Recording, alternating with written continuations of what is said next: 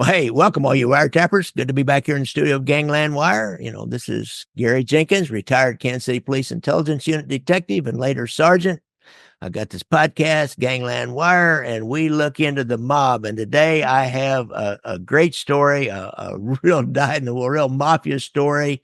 And we saw this in Kansas City. These guys love these strip clubs because there's a lot of money to be made out of strip clubs.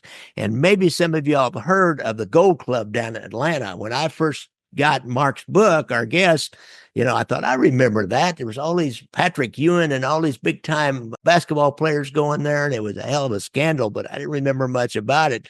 But Mark Sewell, welcome, Mark. I really appreciate you coming on the show. Well, Gary, you're very welcome. I've been a fan of your podcast and your media work for a while too, so I'm glad to do this. Thanks for having me. Well, good. And I told you before, we had the same thing in Kansas City, and these mobsters, they love strip clubs. There's a lot to make out of a strip club besides the money, besides the scam, besides blackmail on people possibly, and all kinds of things can be made for the mob out of a strip club. And you dived right into the middle of it. Now, Mark, your first office was down in Atlanta, but before that, tell us a little bit about your history and what led you to join the FBI. Sure. Shortly after high school, Gary, I joined the Marine Corps out of the Houston, Texas area, 1987. And I stayed in the Marine Corps until 1997. During that time, I was able to earn a commission. So when I left the Marine Corps, I was a young captain in the Marine Corps. And I was stationed in Honolulu, Hawaii, or Kaneohe Bay, Hawaii. But I recruited into the FBI out of the Honolulu office there. And that FBI recruiter, came over to the Marine Corps base and took 7 officers out of my battalion in about a 1-year period because we all had security clearances because we were intelligence battalion. Yeah. And so she knew we could pass the FBI's background investigation because we already had these top secret clearances and so forth. So I joined the Marine Corps out of Hawaii in 1997. I joined the FBI. Yeah, correction. I was in the Marine Corps. Yeah, I joined the FBI in 1997. I go to the academy in Quantico, which I'm already familiar with Quantico because, as you know, the Marine Corps that's their place actually. Yeah. The FBI is a tenant on the Marine Corps base, so I was very familiar with the Quantico landscape. And I get there in 1997. I complete new agent training, and I get assigned to Atlanta, Georgia, as my first office. I have to assume that the basic training of an FBI agent was a little bit different than the basic training of a Marine Corps. Yeah, you make a good point because as a Marine, you go there wondering, is this going to be anything like what I've experienced in the past, right? Because when I went to OCS, Officer Candidate School, that's kind of like a boot camp for officers. Yeah. And, that's a screaming event and a stress event and that kind of thing. But I tell everybody that the FBI Academy is what I call a gentleman's course compared to the Marine Corps. So I was pleasantly surprised and relieved. Yeah, I bet.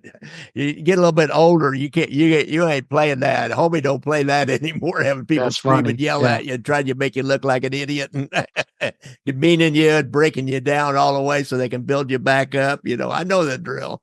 That's anyhow. So, you get out of the Quantico, the academy, and your first office is Atlanta, Georgia. I assume you didn't get to go back to Hawaii or you hired in at. You have to go to Atlanta.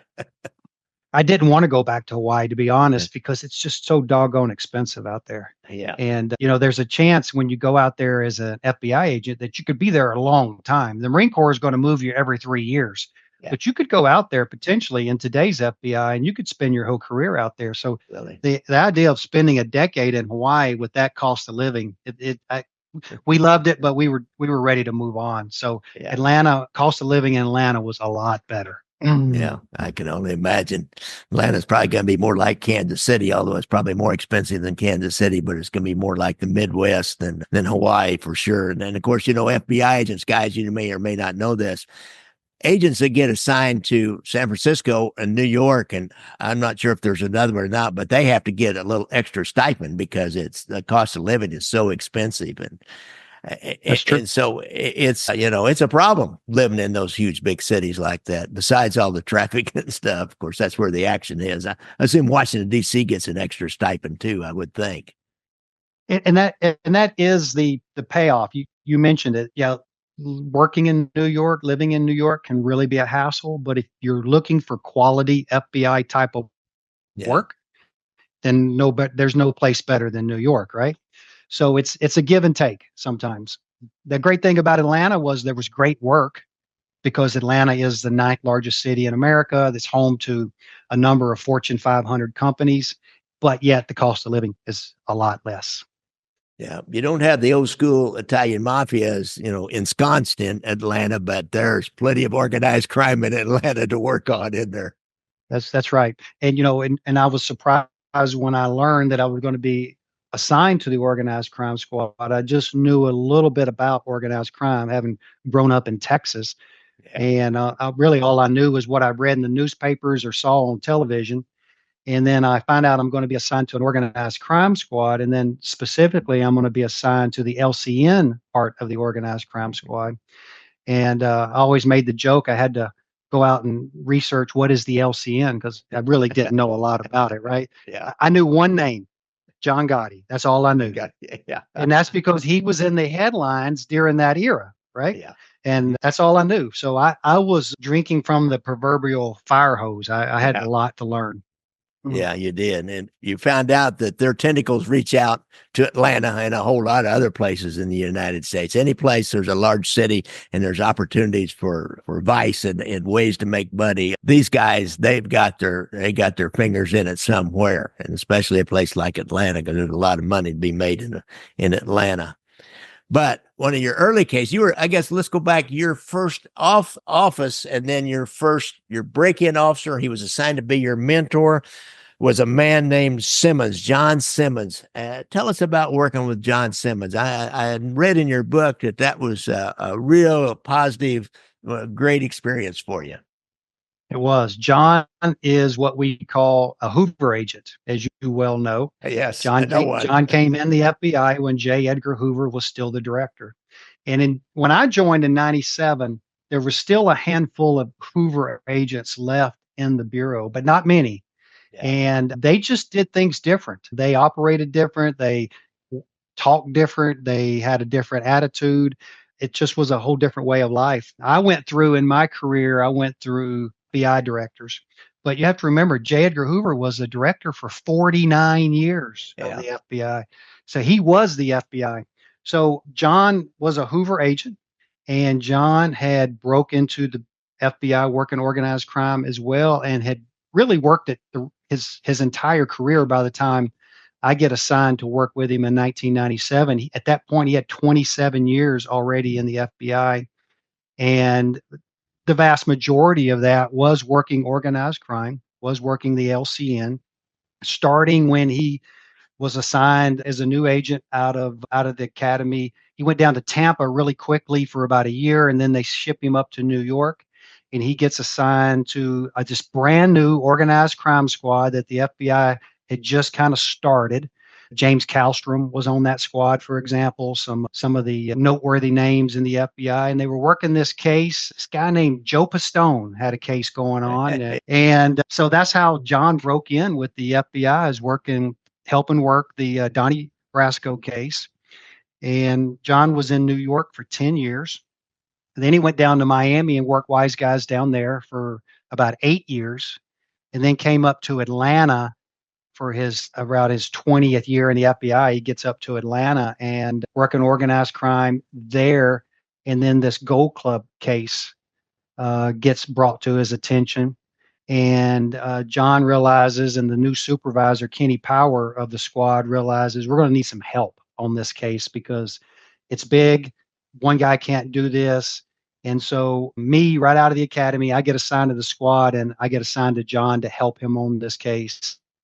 Eventually, we built it out to 4 agents working it exclusively, but it started with John. Interesting. Yeah, he went all the way back. I've got a friend here in Kansas City, Doug Fensel, who was on the Gambino squad during that time. And Doug actually was one of the guys that went to Sonny Black and said, "Hey, Joe Pistone is not Donnie Brasco, and he's not an informant. He is an FBI agent. So I talked to Doug. I'll probably see him in the next week or so. We need to set up another breakfast with a mutual friend of ours. So those are pretty exciting people to come down to Atlanta, some of the Gambino guys, and you got John Simmons there who knows the Gambino family. And so how did you look at the Gold Club and you find this guy named Steve Kaplan. And Steve Kaplan, kind of how an investigation works, guys, is you find this guy who's running the thing, and you say, well, where'd he come from? Who is this guy? Let's go find out about him and start sending out leads, right? And so how did that work from there? Just check, did John Simmons know him and know that history he had with the Gambinos, or how did that work? Can you describe that? Yeah, I can, sure. Steve Kaplan bought the Gold Club in 1994 as a wise business investment to get ready for the 1996 Summer Olympics, which were coming to Atlanta. Atlanta was going to have millions of males that are young and sports fans, come down into the city. And what are they going to do in their off hours? There was money to be made. Strip clubs knew it. And so that's where you wanted to be if you wanted to make some money during the Olympics. That was one of the many money-making opportunities. So Steve bought that club in 94 after successfully running a number of nightclubs, legitimate nightclubs, discos back in the 80s, nightclubs in New York and then down in Miami. This was his first adult business that he got into in Atlanta, or a gentleman's club, as you call it, because it was high end. It wasn't a shady place. It was a very high end place. And he bought it in 94. And as soon as he bought it, New York picked up the telephone, the FBI agents there, and called John, his connections. John still had connections all over the FBI. And they said, hey, John, we just want you to know that one of our leading associates up here in New York just bought a club down in your area, and you might want to look into it. And that's how John first came about the case, and Steve Kaplan. And then to answer your question also, then you start figuring out, well, who is Steve Kaplan? And of course, New York already knew who he was. So they give us his dossier, if you will, and start telling us a little bit about who Steve Kaplan is. But there's still a lot to learn. And the FBI only knows so much about a guy. We didn't have any turncoats, if you will, or sources directly tied to Steve Kaplan yet. So we didn't know everything about him. Yeah. Once we made the case and some of his closest friends cooperated against him, we learned even more about his mob connections. But he was tied at the highest levels, Gary. I mean, he was in, ultimately, to jump way ahead, he was in John Gotti Jr.'s crew, and John Gotti Jr. doesn't take guys on that aren't making money, right? So that's who he was, and that's how we found out about him. Was New York gave us that big heads up, and then we just started working the streets. Yeah, interesting. And we had a little conversation just before we started recording about, we're going to talk about Michael DiLeonardo, or Mikey Scars, in a little bit, because he was involved. But Mark and I were comparing. I was telling him about interviewing Mikey Scars, and he was telling me about when he was made. And Mark said, that was like the rookie class that made it big in the FBI. I mean, in the organized crime, the Gambino crime family.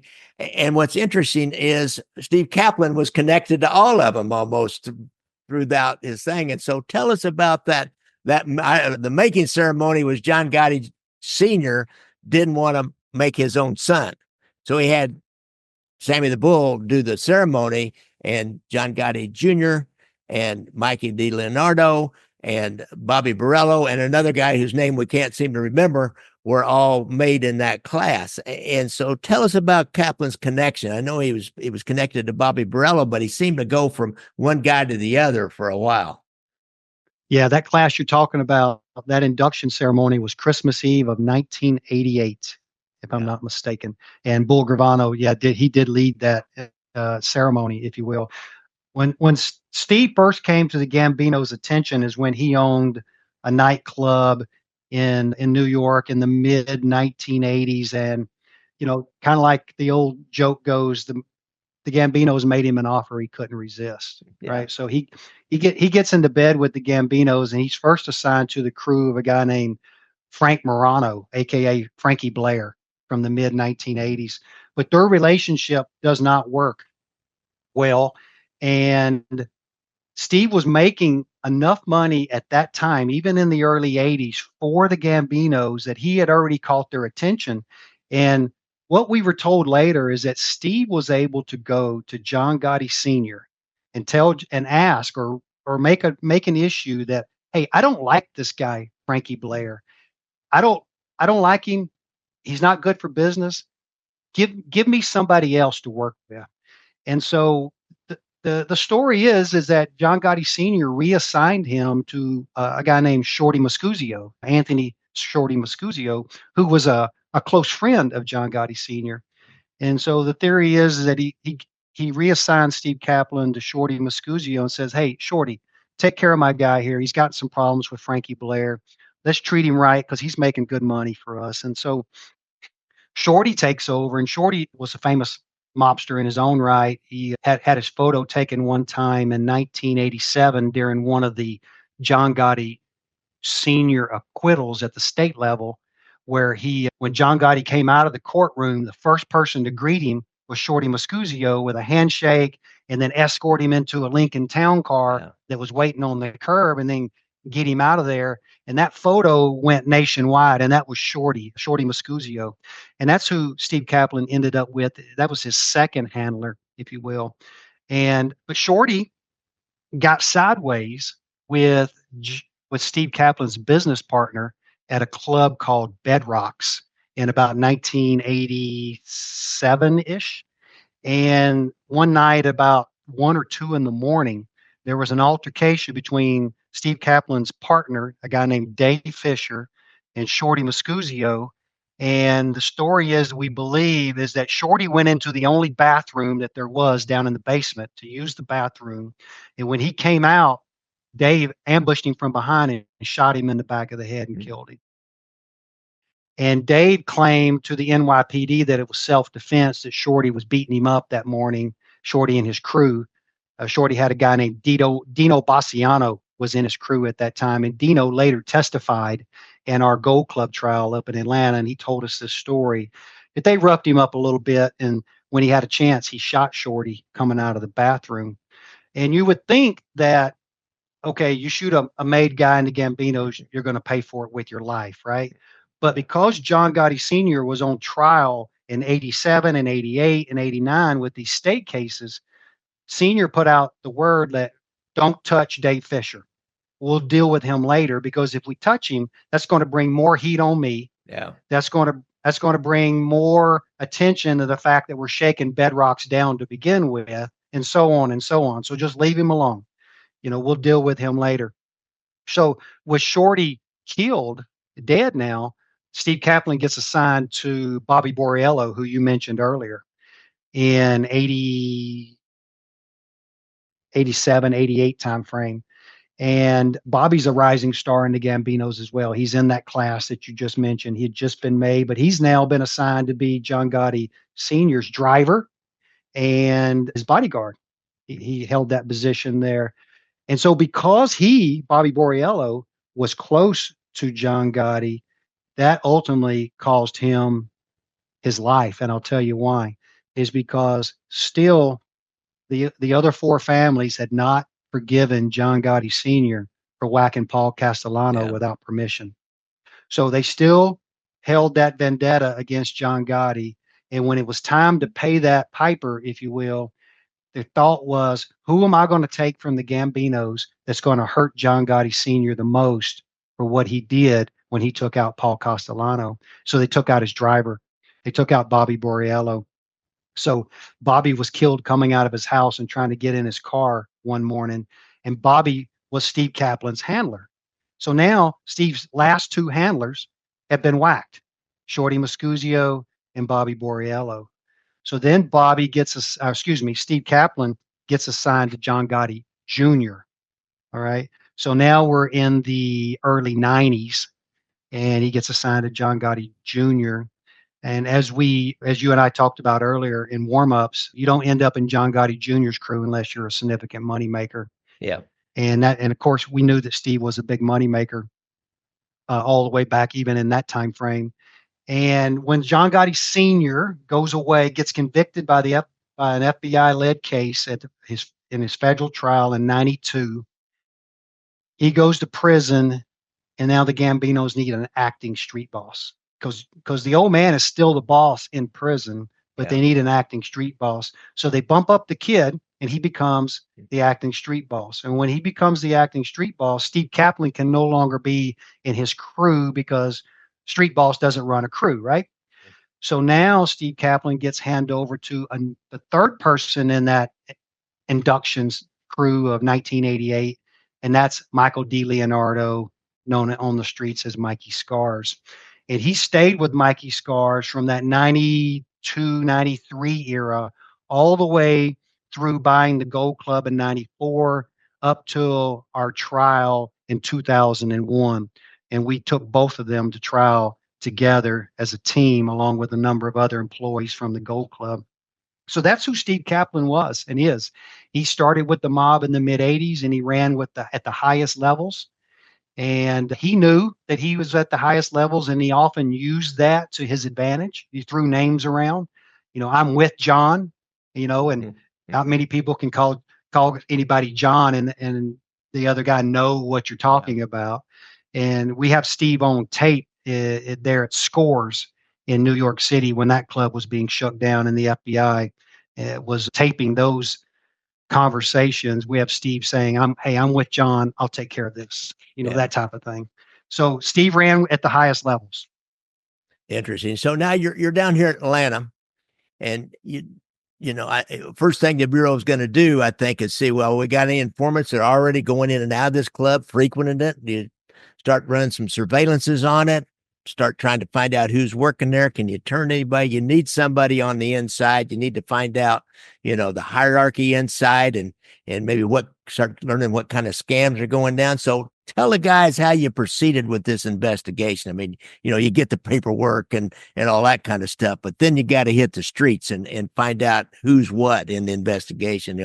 Hours of surveillance, writing down license numbers out in front. And I've been there doing all that, and then going inside and having some drinks and just to see how people relate to each other. Talk about how that investigation then started going. Yeah, that's a good question. And we didn't have a really good strategy to begin with because, like you said, there were a lot of ways to go at it. We didn't know which one was going to be the most productive. So in the beginning, we kind of tried them all, if you will, and see where we could gain some traction. But where we gained the most traction was the following two that I'll tell you about. Was, hey, look, what's the number one occupation in a strip club? It's going to be dancers. It's going to be strippers, right? So we made a decision that if we could get the strippers to talk to us, if we could get the dancers to talk to us and tell us what was going on in the club, that would probably be about as good as information as we could get about the internal workings of the club and the scams that might be going on in the club. So we made an effort to do that, and I'll tell you more about those in a minute. And then the second thing that kind of fell into our lap was there, on a fairly regular basis, there were upper middle class businessmen that were calling the FBI in Atlanta through the 1-800 number, if you will, and saying, hey, I went to this club last night in Atlanta and my credit card got ripped. I walked out of there with what I thought was a $5,000 tab. And then American Express called me the next morning and said, no, it's 25. So we started getting these calls on a regular basis. And we would go out and interview these fellas. And, of course, they're really good witnesses. They're educated college types, businessmen, and they can tell a good story. And we knew if we ever went to trial some way down the future, they'd make good witnesses because they have good backgrounds. They're not criminals, right? That kind of thing. So they're easy to believe. And they told us some pretty good stories about how they think their credit cards got manipulated and part of the story. And then while they're telling those stories, we're learning a little bit about how the club works as well, how the girls were manipulating the credit card. So the customers tell us this story. Hey, my credit card got ripped, and here's how I think it happened.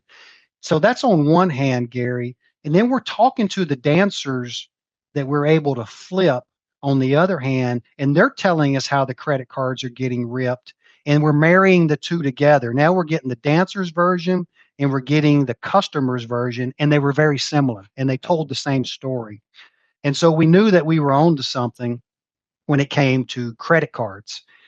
And then a lot of those girls also told us about the cash and how it was handled in the club. And we knew there was tax fraud going on. Yeah. Steve Kaplan wasn't paying all of his taxes that he should be paying. He's dealing a lot in cash. Remember, in the late 90s, America's still dealing a lot in cash. Yeah. It's not a, Yeah. it's not a credit card exclusive community yet. Yeah. So there was still a lot of cash going on. So we knew we had some tax violations going on there. And what we eventually came to the decision was what we need to do is get inside the club, conduct a search warrant, grab as many records as we can, figure out what's going on from looking at those records. And then because there's so many people in this club that are associated with it from a customer perspective, from an employee perspective, the prosecutor, the AUSA, Art Leach, had made a decision that we're going to throw all of these people, which turned out to be hundreds, into a grand jury and investigate and conduct a grand jury investigation, which you're very familiar with. So that's a long answer to your question, but it really kind of focused on the financial crimes. We discovered other crimes as well when we got into it: prostitution, paying off police officers, obstruction all the way back to that murder of Frankie or Anthony Mascuzio that I told you about. We charged Steve Kaplan with obstruction because there was one witness to that murder, and Steve took him down to Florida and hid him out so he couldn't talk to the NYPD. But because of the power of RICO, we could go back and charge Steve with that obstruction, even though it didn't happen in Atlanta. It happened in New York, but it's all part of the Gambino enterprise. So when we got into the investigation, we started finding these things, but really it was in the beginning and ultimately at the end, it really was a financial investigation. It boiled down to the money, it boiled down to the cash. And we brought the IRS in to help us. And a guy named Bill Solinsky led that charge, and they were super effective. And we're glad we did. So you didn't have some young FBI agents you could put in there and give them a whole bunch of cash and they could get lap dances and have party every night. Hey man, I used to have guys, that's all they wanted to do. Yeah, we go work the strip club, boss. We just need about $100 and we'll have a merry old time. You couldn't do that. Well, look, we certainly went in the club and we went in, in an undercover capacity, but we were low key and we weren't spending money. We were just flies on the wall. Go in, observe, try and put faces with names, see the layout of the club, see what we could see from just a common perspective. We had heard about names and we wanted to put faces with those names and so on and so on. But, Gary, as you know, I know what you're saying because that's what young agents and young police officers think. But what they don't know is that one day you're going to be on a witness stand and a defense attorney is going to eat your lunch because they're going to play those tapes that you made to the jury, and they're going to see and hear about you getting lap dances, and they're going to see and hear about you having sexy conversations with these dancers and so forth. And they're going to embarrass you is what they're going to do in front of the jury. So even though we talked about things like that, and we certainly went into the club, we stayed away from being customers in that sense and trying to engage the girls in prostitution or drug sales or anything like that because it wasn't worth it. We knew we could make this case other ways that wouldn't embarrass us on the witness stand. Yeah, they were smart. You were smart doing that because it's risky. Well, that goes back to John Simmons and some of these other guys that I was working with. John Accavelli came up from New York. He had transferred from Atlanta to New York, and John had been on that Gambino squad that convicted the old man in 1992. In fact, he knew Mikey Scars previously because John Accavelli, another agent that I worked with, was working the union that Mikey Scars was shaking down, one of the construction unions. So he knew Mikey Scars really well. So that type of experience helped tell young agents like me and the other guys, look, we don't need to go in this club and start, acting like were wanting to get laid up in the Yeah. gold rooms and things like that. That's not the way to do this. Mm. So describe the inside of that club. You mentioned the gold room, and they usually have like a VIP room. They have these different rooms that they'll go back and you get a private dance with, and which costs you a little more money. And so, kind of describe how this was laid out. I know is extremely high end stuff in there. It was the gold club was enormous, to the tune of somewhere around 15,000 square feet. Wow. So yeah, it was really big. It had two levels. The upper level lined two walls, and the upper level was the gold rooms, or what's famously known in the strip club business as the VIP rooms, but they called them the gold rooms. And keep in mind that in Atlanta and in Georgia, but specifically in Atlanta, you can have full alcohol and full nudity, which is a rarity in the strip club business. Yeah. At the time, I don't know what it is now, but at the time that we were doing this case, only two other states allowed that type of strip club business to go on, and that was Florida and Texas. Even up in New York or Las Vegas or out in California, the girls had to wear pasties, or you couldn't sell hard alcohol at the bar. You could only sell beer. It was a give or take. So you now have, the full alcohol, full nudity, and you have these VIP rooms upstairs. And so Steve Kaplan knew that he had a magic formula where I can just charge these guys outrageous amounts of money and they'll pay it so they can see this girl get naked in a room upstairs by themselves. Whether sex happens or not, they're going to pay for it, because who wouldn't, right? If you got the money, they're going to spend it up in these rooms. So Steve charged crazy amounts of money for these gold rooms, starting at a minimum in $1999 when we did the search in 1999, $200 an hour at a minimum. Depending upon the size of the room, it could go up to $500 an hour. To buy a room, you also had to buy a bottle of champagne. The minimum bottle of champagne went for $200 minimum. And then you had to buy the girl. You had to pay for her hourly wage as well. And that was negotiated with the girl. And that was generally in the $100 to $200 an hour range too. So to get into the least of the attractive gold rooms upstairs with the least amount of time, with the least attractive girl, if you will, was $600 just to get in the door. Ooh, right there. yeah. Okay.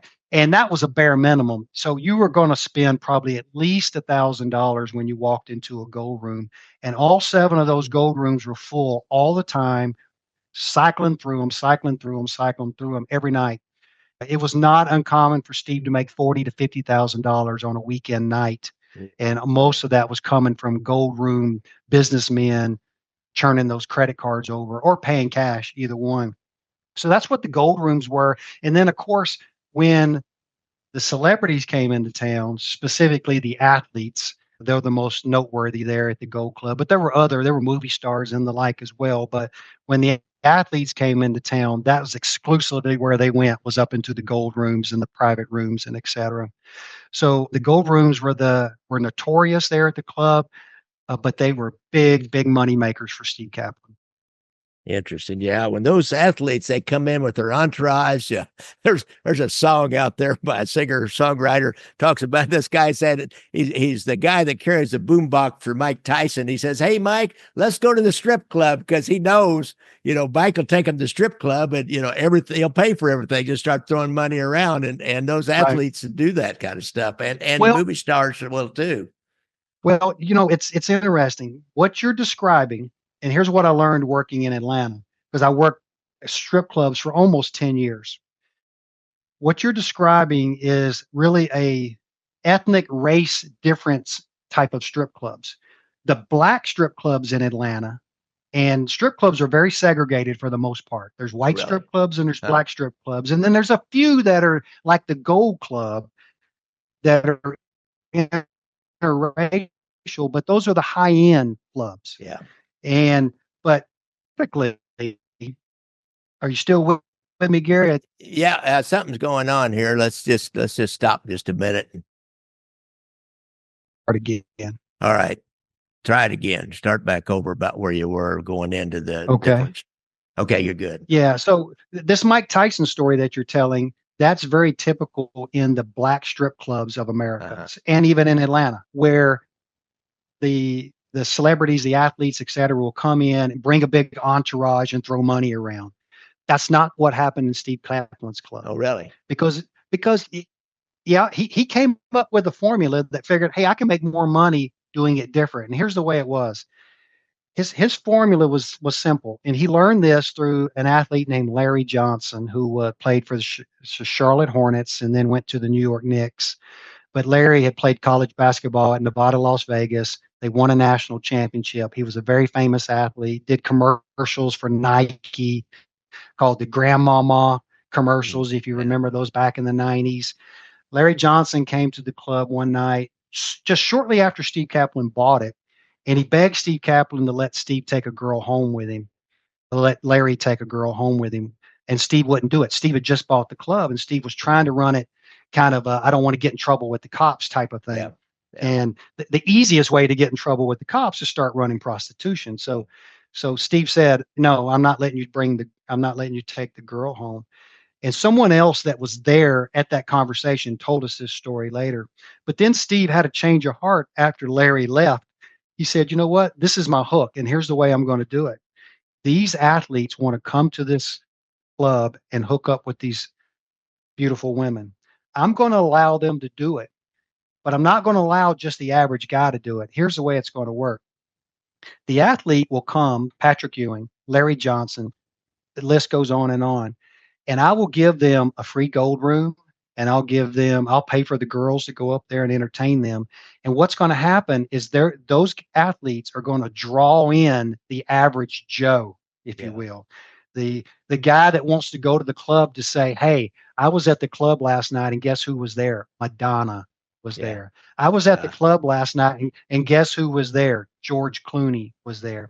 That's going to, and then he's going to tell his buddies, and they're going to tell their buddies, and they're going to tell their buddies. And now you got hundreds of just average Joes walking through the door because they think they might get to see Dennis Rodman or Patrick Ewing or Madonna or whatever it may be. So Steve came up with this formula that I'm going to allow these celebrities to come up. They don't have to spend any money. They don't have to throw money around like Mike Tyson. I'm going to pay for it all because I'm going to make my money back by having 400 and 500 guys show up wanting to hang out with a NBA player, that type of thing. Smart. Really and it worked. Smart. It worked. Yeah. Our sources were telling us that it's known throughout the city of Atlanta. If you want to hang out and see the jet set and the celebrities of Atlanta, go to the Gold Club. Interesting. So it worked. It gave it a certain legitimacy among polite society, if you will, that people would maybe not normally go there would feel, okay, it's okay to go there. They wouldn't feel afraid or threatened or anything, where they might, one of these lower end strip clubs, they might want to go in, but they're afraid to. But the Scores, it was the Gold Club. You're right. The lights were bright. There was no dark rooms. There were no shady, things happening like in most strip clubs. There weren't drug deals happening in the corners. This was a very light, bright business with disco balls and loud music. And his philosophy when he first bought the club, Steve Kaplan, was to turn it into a Studio 54 type of atmosphere. And that's exactly what it was like. But at the same time, he's paying police officers. He's ripping people's credit cards. He's allowing the athletes to engage in prostitution, and he's skimming money and taxes and not paying what he should be. So there were plenty of other crimes going on as well. Plus, he was supporting the Gambino family, or a big chunk of the Gambino family. We had video. So later in the investigation, before we conducted the search warrant, I was able to put a camera on the front door. The local bank director of security was a retired FBI agent. And we went to him and asked him to use one of his cameras. And he said, sure. We turned this, back then the cameras were 4 feet long, right? So we turned this long 4 foot long camera. It looks like a rocket. And we turn it and we put it on the front door. We're shooting probably about 100 yards away. And we put it on the front door, and we start seeing everybody that's coming through and so forth. And it was the who's who of Atlanta, 7 foot tall basketball players, politicians, police officers in uniform, police officers out of uniform, you name it, just high-end businessmen who own the local car dealerships or own the local fast food establishments and those type of things. And that that camera proved to be extremely beneficial. Later, the club discovered it, because how can you not discover a 4-foot camera, staring at you across the street? And we have great video of them standing out there in the parking lot, pointing at the camera. They even bring one of their police officer friends over, and he points at the camera, and they're all sitting there staring at the camera, trying to figure out what's going on and so forth. But I wanted to make a point about the camera. You said something a little earlier. What was it you just said to me earlier about the legitimacy? You said something else that made me think about cameras, Gary. Refresh my memory. Oh, I just talked about The previous question. the club was on the surface was legitimate. It was a safe place for people to go. That in that there weren't bad things happening there, Yeah. and so Yeah. people would be. I guess that's screaming what it was. Yeah, I guess that's what it was. Is that I was going to go to the cameras with that, and we had the parking lot covered with the cameras, and then with surveillance, and you would bring your car up and you would hand it off to the what are those guys that park your car? The valets. You'd hand your car. Yeah. Yeah. Steve Kaplan was such a businessman that he got a percentage of the valet, even though he farmed the valet out to another company. Yeah. He got a percentage of that, of course. He got a percentage of everybody that walked through the door. They paid a fee to get into the club. You pay outrageous amounts of money for the alcohol. You pay outrageous amounts of money to go up in the gold rooms. If you want to take your credit card and turn it into cash, so you have something to stick into the girls' garter belts, or pay them in cash, he paid outrageous interest on that.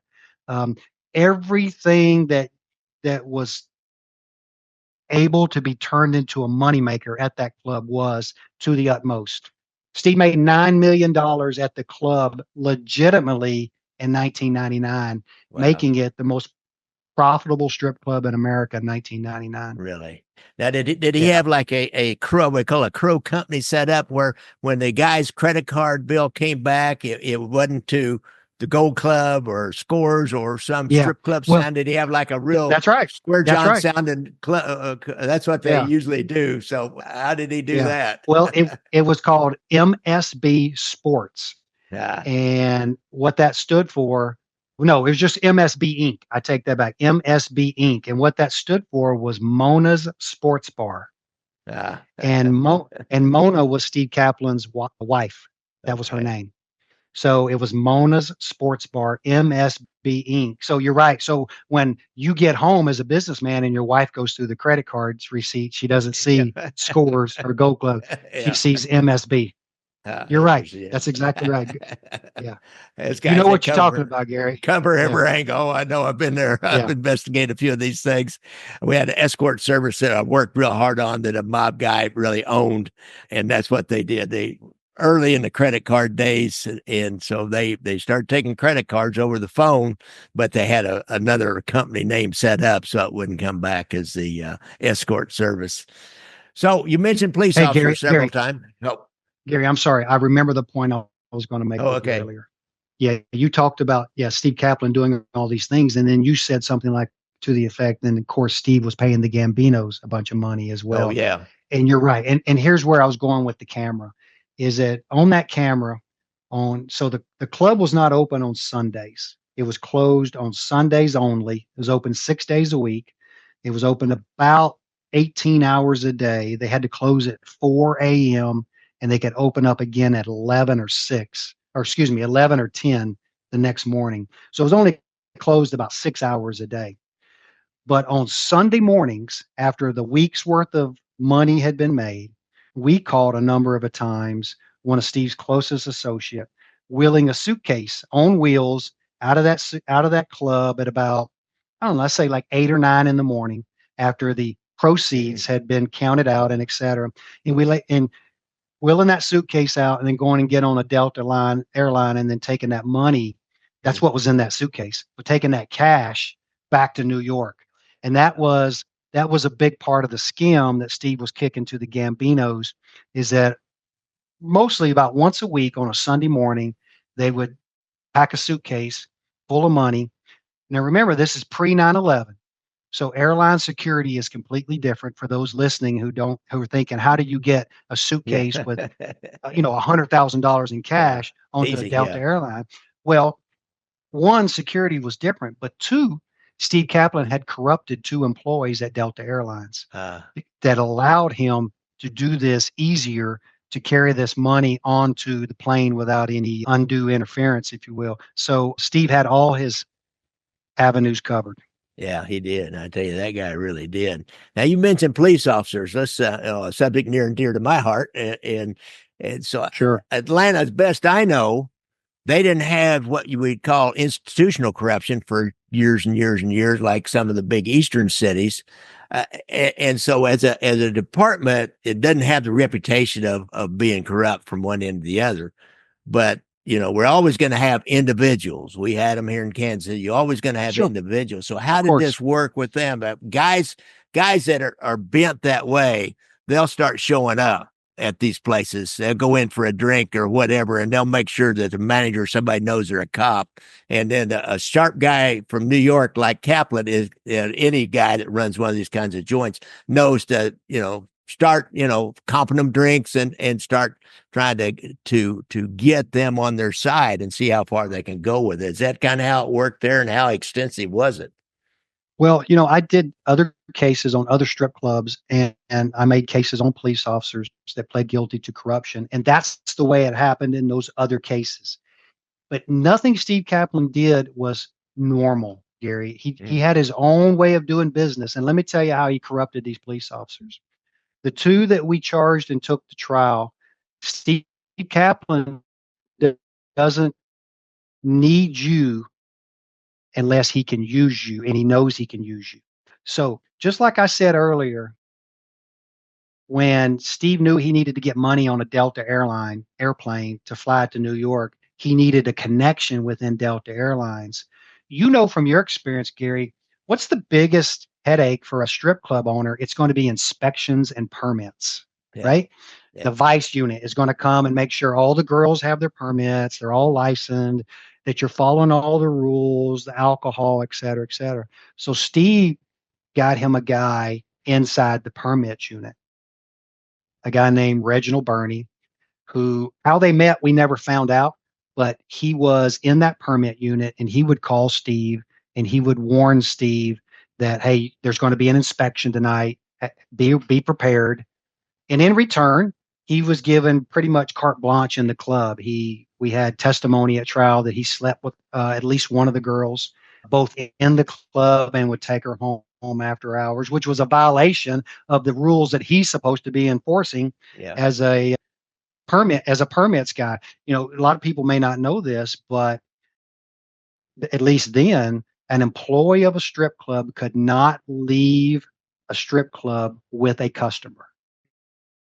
Could not change clothes, get dressed, go to the locker room, get dressed, and walk out of the club with a customer. Because obviously it's prostitution. It will lead to prostitution. So, permits would inspect those type of things. They'd set up vice traps and et cetera. But yet here, Reginald Burney, we had testimony at trial that he's doing this exact same thing. The other officer that we charged, and at trial, Gary, we had to cut the trial in half because we had 17 defendants, so only 8 were on trial the first time, and then we were going to try the 9 other in the next trial. So it was 8 and 9 is the way we cut it up. The second police officer was in the second trial, and his connection to the club was he was a very senior man in the department. He knew everybody. He knew the city of Atlanta like the back of his hand. But more importantly, his wife had worked at the club. She had been a dancer back before Steve had bought the club.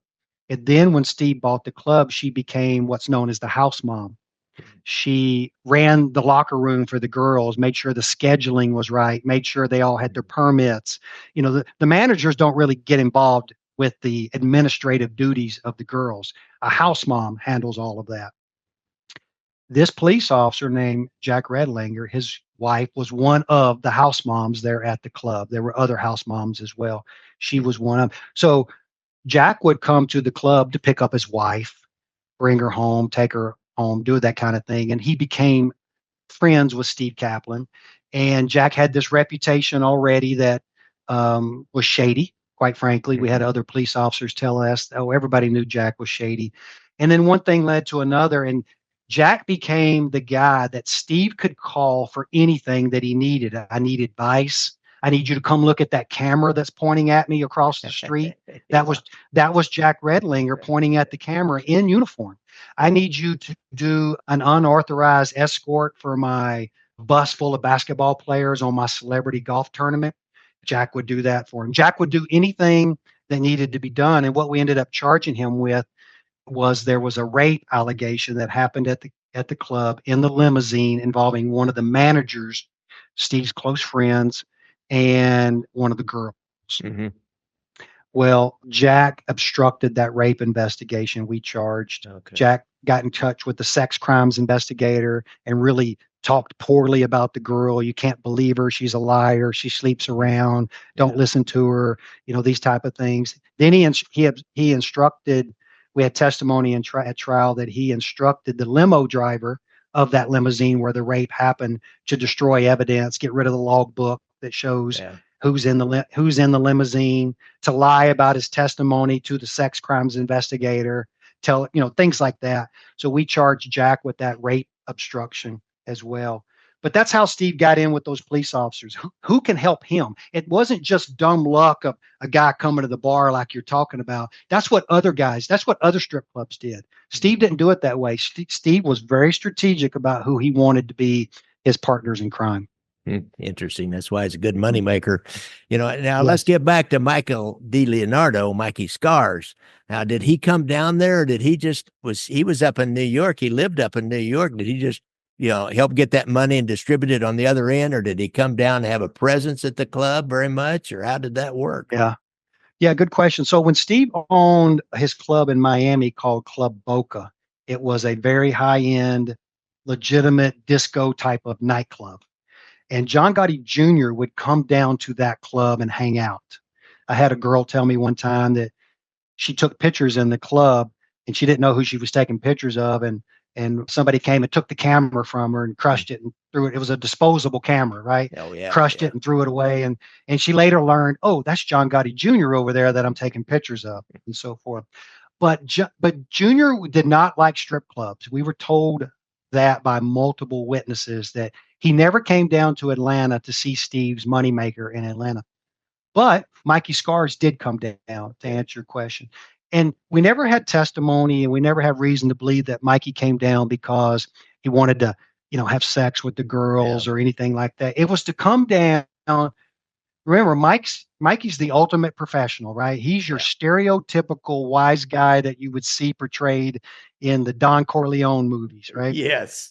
Coat and tie, polished shoes, legit.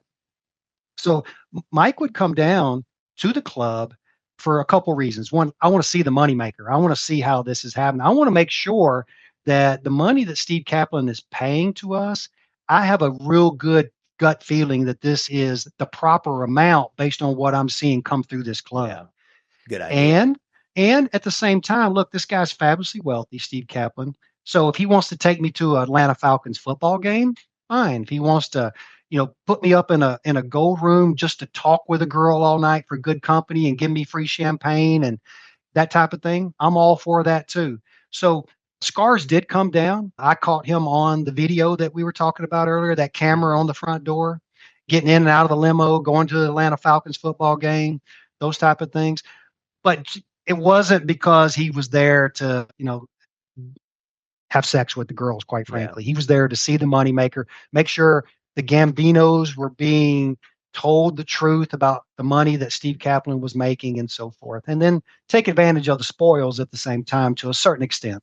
Yeah. I talked to him at length, and he didn't seem like a partier kind of guy. He was more of a serious businessman mobster. He was a mobster, no doubt about it, but he was not I didn't get that vibe from him at all, a party kind of a guy. So it's right. I would agree with it. We never had testimony to the contrary. Yeah. So, we're kind of coming down to the end here. The girls, let me ask a couple questions about how the girls work. Now, the girls, if I remember right here, they mainly they can make couple of thousand, maybe $2,500 a night. They'd only work a couple of nights a week and make $4 or $5 sometimes, the really good ones. And they were in high demand of other strip clubs and kind of the circuit. There's kind of a circuit of the higher end strip clubs that these girls would work.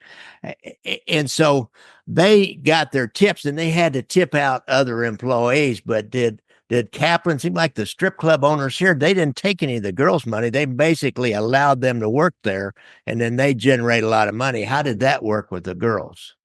There wasn't anybody that didn't walk into that club, whether you're a customer or employee, that didn't have to pay Steve Kaplan. And Steve got his money out of everybody. Here's the way the girls paid out at the end of the night. First of all, they had to pay to show up to work. So it was called a dance fee. And each girl had to pay, I believe it was $50 a night just to get out on the dance floor in their stilettos and their bikini. $50 right there. So unless they make $50, they're in the hole, right? So that's Steve gets 50, and on some nights they would run almost 100 girls through that club. So do the math. Yeah. 100 times 50, right? Steve made $5,000 just on the girls just to show up for work. And then the way the girls made their money was the primary way they made their money is we call it the funny money in the strip club business, or the monopoly money. And Steve had his monopoly money. It's called gold bucks. It's where a customer could come in and put $10,000 on his credit card, and I would give him $10,000 in fake funny money. And then he could take, and it was in $100 denominations. And then he could take that funny money and he could give it to the girls at the end of the night as their tips, as their money, as their dance fees. And now the girl would have, like you said earlier, $2,000 in funny money, but how's she going to turn that into US money, US dollars? She would have to take it to Steve Kaplan at the end of the night, or to the club management, and do what they call a cash out. And she would take her $2,000, give it to Steve Kaplan, and Steve would get 20% of that to turn it into US currency. Okay. But keep this in mind also, Gary, that when that customer put that $10,000 tab on his credit card, Steve got 20% of that too. He charged him an extra 20%. So Steve got 20% from the customer for that 10,000, and then he got 20% of that 2,000 that the girl got just in that one transaction right there. So Steve was getting 20% of every dollar that was being spent between a customer and the dancer on a credit card transaction. No, strike that. 40% on every credit card transaction that was happening up there in those gold rooms. And again, I'm telling you, those guys were spending crazy money up there. It wasn't the customers were okay with spending $5,000 and $10,000 a night. That was not uncomfortable. Yeah, not uncommon. I know a guy here in Kansas City reasonably well, and he'd do that. He's a real big bucks lawyer, and he'd do that. He'd spend $5,000 in just a blink of an eye at a strip club. I was like, dude, and multiply that by 30 or 40 guys a night. Yeah, 6 nights a week. Yeah, it's crazy. It's crazy. That's been a heck of an investigation. So eventually, you're going to have to take this down. Yeah, you started with a grand jury investigation, bringing people in. Now they know the jig is up, and they know something's going on, and so you're slowly but surely gathering all these different statements from people and serving search warrants, and then records, subpoenas, and putting all. It had to be a huge paper case that you guys put together. It was. After all the fun of doing the surveillances and following people around and figured out who was who, now you got to do that. So how many agents did you end up having working on this by the end? That'd be quite a few. We had 4 FBI guys. We had 4 FBI full time. We had 2 IRS full time, and we had 2 support employees from the FBI that were assigned to us to assist with records checks and things of that. So we had 8 working full time off the top of my head. And then we'd have part-timers as well. But when we did those searches, of course, it was all hands on deck. We had the night that we did the search, we did 3 searches. We did 1 in New York and 2 in Atlanta. We searched Steve Kaplan's house in Atlanta. We searched the Gold Club at 4 a.m. and we searched his corporate warehouse in New York. And we probably used 100 plus agents to conduct those searches and do all and then at the same time, while we were doing those searches, we had another 100 agents out handing out subpoenas for the grand jury, knocking on doors for the employees that were not at the club, or that we had already missed because they had went home before 4 a.m. or something to that effect. So the night of the searches, it was an all hands on deck, a couple hundred agents running around the city of Atlanta and New York supporting this effort. And we run that grand jury investigation for 6 months. We have three indictments. We supersede it twice. The original indictment had 97 pages in the indictment. That's how thick it was. Ooh. The last indictment, was about 120 pages, and that was the one that finally included Mikey Scars, Michael D. Leonardo. He was not in the original indictment, but as we started flipping people and we started getting more cooperation, we were able to put more and more things together. And then we get ready for trial in April, May of 2001. It took 2 years to get from the search in 99 to the trial in 2001. And we go to trial with 17 defendants, 8 in the first trial. Wow. Did people start making deals at the end? Did they end up go ahead and copping pleas? Yeah. We had a number of folks that did do what you just said. They cooperated. The way we worked the grand jury was this, Gary, is that, look, there's a good chance that as an employee of that club, you committed a crime.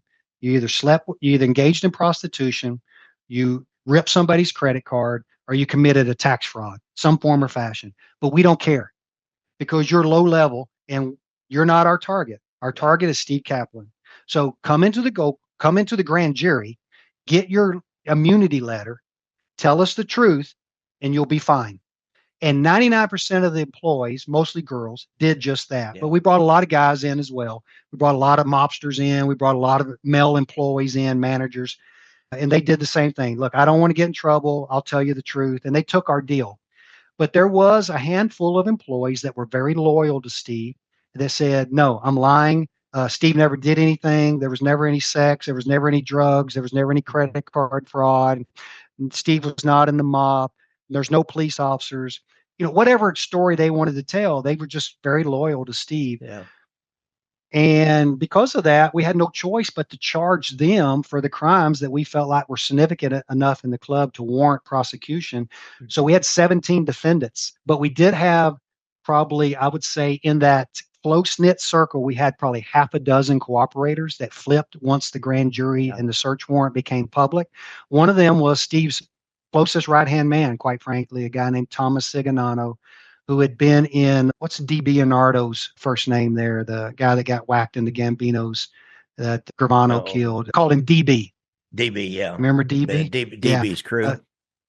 Yeah, he had been in DB's crew back in the mid-'80s and had hooked up with Steve Kaplan and was helping him up in Atlanta, and had been in the limo when Steve was driving around with John Gotti Jr. and Mikey Scars. And he got his own attorney, and his own attorney turned out to be Ed McDonald. You may not know who Ed McDonald is, but let me tell you and your audience who Ed McDonald is. If you watch Goodfellas, and there's one prosecutor portrayed in the movie Goodfellas. That's the guy that prosecutes Henry Hill and then talks Henry into cooperating and talks his wife into cooperating. Yeah. Well, that guy that's playing that character of the prosecutor, that's the real prosecutor. His name is Ed McDonald. Ed played himself in the movie. Yeah. Okay. Ed is the guy that prosecuted Henry Hill, flipped Henry Hill, etc. Well, Ed retires from the government, becomes a defense attorney, and then our guy in Atlanta calls Ed up and says, hey, I got this big problem in Atlanta. Can you help me? Ed calls down to Atlanta and says, hey, my guy wants to cooperate. And so we were able to get a very high-level cooperator through the help of Ed McDonald. We got one of the girls who we originally charged her because she wouldn't tell the truth. And she was in Steve's circle. She was sleeping with all the athletes. She was one of Steve's girls, as we called them, Steve's girls that would sleep with the athletes. She wouldn't cooperate either, so we had to charge her. But she eventually changed her tune and she cooperated. And so that and another couple managers that we charged that eventually cooperated as well. We had about half a dozen really close inner circle type of cooperators. Mm-hmm. Wow. So now, is this what Michael D. Leonardo, what Mikey Scars was in prison for when he ended up? No, I don't know. He didn't exactly flip, but he let me tell you what happened. No, let me tell you what happened. So we're into trial, Gary, 4 months into trial. The government is still presenting their case. We're on direct for 4 months. At this point, we had already put 50 witnesses in front of the jury. Finally, at the 4-month point, 15 of the 17 defendants plead guilty. They strike a deal. Okay, you got us. This is turning out bad. We agreed to plead guilty. Steve Kaplan agrees to go to prison and give up the club to the government.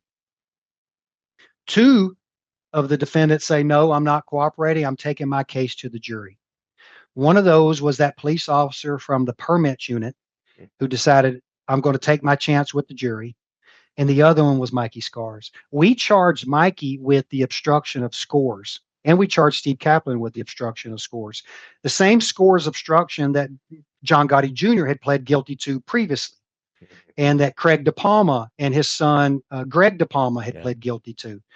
The only people that did not plead guilty to the scores of extortion was Steve Kaplan and Michael DiLeonardo, because New York didn't have enough evidence to convict them, or they didn't think they did. So they gave them a pass, but we charged them down in Atlanta because we were able to flip some more witnesses and so on and so on. Yeah. And so our prosecutor felt like, okay, I think I can make this case down in Atlanta. Turns out it was a 50-50 type of thing. We lost one of our key informants at trial. He refused to testify. He testified in the grand jury, but he would not testify at trial. So the judge gave him an obstruction charge and gave him 18 additional months to his prison sentence. But ultimately, at the end of the day, Michael DiLeonardo gets acquitted. And so does that police officer. The 2 that took their case to the jury got acquitted. Michael walks out of Atlanta a free man. 6 months later, New York pinches him on those murders in New York that they had him on previously, and they're waiting for our case to be adjudicated before they pinched him in New York. But remember, as soon as our case is over with, 9/11 happens. So the wheels of justice all get delayed. All right. So my guess is the minute Mikey Scars walked out of the Atlanta courtroom a free man, New York was probably ready to put the handcuffs on him the minute he got off the plane, so to say. But in September, because remember, they pled guilty in August. Mikey gets acquitted in August. He gets acquitted in August. Everybody else pleads guilty in August. 9/11 happens 30 days later. Yeah. So New York did not pinch him immediately. They waited about 3 to 6 months into the year 2002, and then they pinch him on the murders that they had him for. He agrees to cooperate in those murders. Okay. And then as part of his allocution that he has to give, he admits, I was shaking the Gold Club in Atlanta down. He described when he testified in the John Gotti Jr. trial, the 3 John Gotti Jr. trials that happened in the mid 2000s. He called Steve Kaplan the biggest cash cow for the Gambino family. We wanted to keep him happy. I was his guy. My job, Mikey Scars' job, was to keep Steve Kaplan alive and keep him happy so he could keep making money for the Gambinos. Wow, great. Yeah. So that's how Scars got pinched. Yeah. All right. I'll tell you what, Mark, there's many more stories in this book, guys. So here's the book. And you got to get this book. It's a walk on the wild side, if you will, and the back end of an investigation into what could be going on in every city in the United States. Even today, there's still a lot of strip clubs out there, and there's still a lot of money that's being made. Most cities and mobs kind of on the down low, but anywhere there's what I call the gray area businesses, which strip club is, it's legal on one hand, but it's a gray area. There's always room for the mob to move in and make money. There's always scams going on inside of those.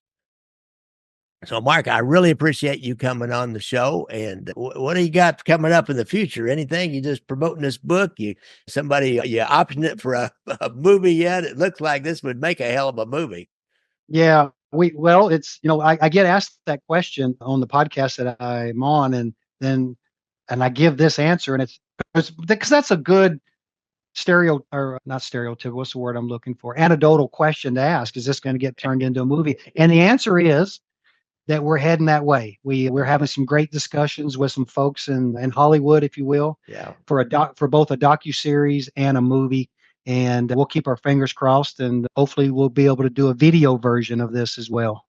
Yeah, Mark, this story's got it all. It's got it all, and there's enough in there to make a series out of it. So it's one heck of a story. So what about you? You're retired. And are you just like resting on Yeah, your yeah, laurels yeah. now? You No, I don't have enough laurels to rest on. So so I'm doing two things. I'm still working for the FBI as a contract employee. I teach at a school that the FBI runs up in the Quantico area. mhm. Me and a bunch of old retired guys teach up there on a part-time basis. It's not a full-time gig, it's just a part-time gig, but it's Yeah. plenty to keep me busy and keep me wired in with the young guys. And then I'm writing another book about another case that I worked, and this book is keeping me busy, chatting with guys like you and doing the movie things and so forth. So right now I'm staying real busy, either through the book and the cases that I've worked, or just teaching with the FBI. Yeah. Cool. All right. You paid your dues and you got it made. You can play a little more golf now and work part time and work on your book. And, That's and right. that's kind of what I do. I work on different things and play a little more golf. I play golf two, 3 times a week now. Okay. Yeah, good for you. Yeah. Anyhow, so guys, this has been great. I tell you what, Mark, I really appreciate you coming on. So don't forget, guys, get this book. It is Investigating America's Most Notorious Strip Club, the FBI, the Gold Club, and the Mafia. And you will not regret getting this book. I promise you that. So don't forget, I like to ride motorcycles, all you drivers out there. So watch out for motorcycles when you're on the street. And if you have a problem with PTSD, if you've ever been in the service, the VA has a hotline number on their website. And hand in hand with PTSD, many times are problems with drugs and alcohol. And when a guest we had on, and a former again proposed member, Anthony Ruggiano, is now a drug and alcohol counselor down in Florida, and he also has a hotline on his website. So, if you want to go into treatment, go find Anthony Ruggiano and let me know how that went, if you would. I'd really like to hear that story. And don't forget, I have a book out there that I just did, Windy City Mafia. So look on Amazon, get that. I have 2 documentaries on Amazon. They're only $1.99 rental. Gangland Wire, which really tells the Kansas City end of the story behind the skimming from Las Vegas, the casino made so famous. The movie Casino is really the backstory behind Casino. And I have this one, Brothers Against Brothers, the Savella Spiro War, which tells about a mob war that was going on all the time. The FBI was really focused on the investigation of skimming from Las Vegas. Why we also had a mob war going on in Kansas City, which the intelligence unit here was right in the middle of. So I got those things out there. And once again, Mark, I really appreciate you coming on the show. Thanks a lot. Well, thanks for having me. I appreciate you doing that as well. Thank you.